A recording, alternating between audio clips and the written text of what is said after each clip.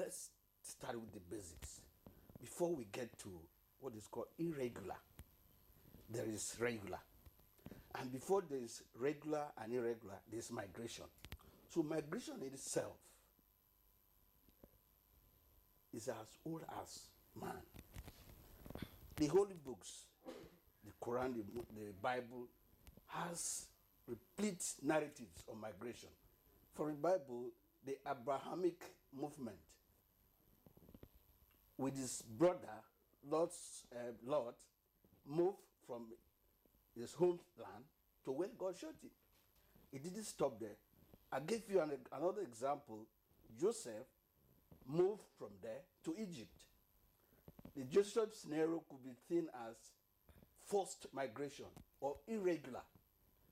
Then coming to migration itself, it is a movement of a person or group of persons from one location to another, internally or externally, beyond the sovereign boundaries of one country to another, either by temporary basis or permanent basis, with the sole purpose of economic purposes, which is called labor migration.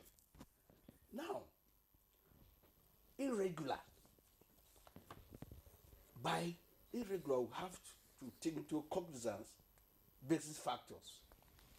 We call them push and pull factors, right? Push and pull factors. You ask the professor. Professor is an example of a regular migrant. And I want to make this distinction. A migrant and a diaspora. A migrant, a diasporan is a migrant, but not all migrants are diasporas. You get it? So Prof is a product of migration. Regular migration. Regular migration. And a diaspora. And a diaspora. Why is a diaspora? Because he has umbilical relationship with his homeland. Filial relationship with his homeland. Is there, is thinking about his country. Contributing. What is doing, what he just did now is in the university. What is it doing? We have what is called brain drain, brain gain, and brain circulation. So what he's doing now is brain circulation. He established a center of diaspora studies in Now University, and now he's over there. What is he exporting? Exporting knowledge. So that is called brain circulation. You don't need to come back. You need to be there and circulate information and knowledge. Now, irregular migration has drivers. We have seen, I've practically seen how the Mediterranean is a major pathway for irregular migration. If you have statistics, IOM will tell you for the past 5 years, they have repatriated over 2 million Nigerians from Libya alone. There's hardly a month that passes without repatriating Nigerians. And what are they? They are irregular migrants. Moving forward, like the professor said, one major driver is poverty. It's a push factor.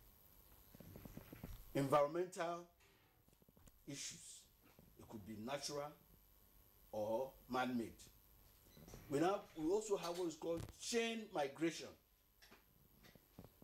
Also, political issues, social upheavals. These are push factors. Man in its nature is intrinsic to move, be on the move, for, like we say, for greener pastures. But how do we do it? If you cross a sovereign boundary of a country to another country without going regularly, proper documentation, and find yourself in another country, you are moved there irregularly. Like I used to say on my show, if you must travel, travel legitimately. Indeed. You raise an issue of legal or illegal illegal or now irregular, the United Nations General Assembly, with emphasis from the Office of the Human Rights, United Nations Human Rights High Commissioner of Human Rights, says a migrant should not be described as illegal. The only time you can tell, say, because of the rights to move. Yeah, that's right. Freedom, because migration is a human right issue, right? So he has the right to move. It can only be illegal, one, if he has been found guilty of an offense. Then you can describe him or her as illegal, or his documentation is either faulty or he has overstayed. That makes him illegal. All right. But outside that, he is an irregular migrant. All right. Thank you very much.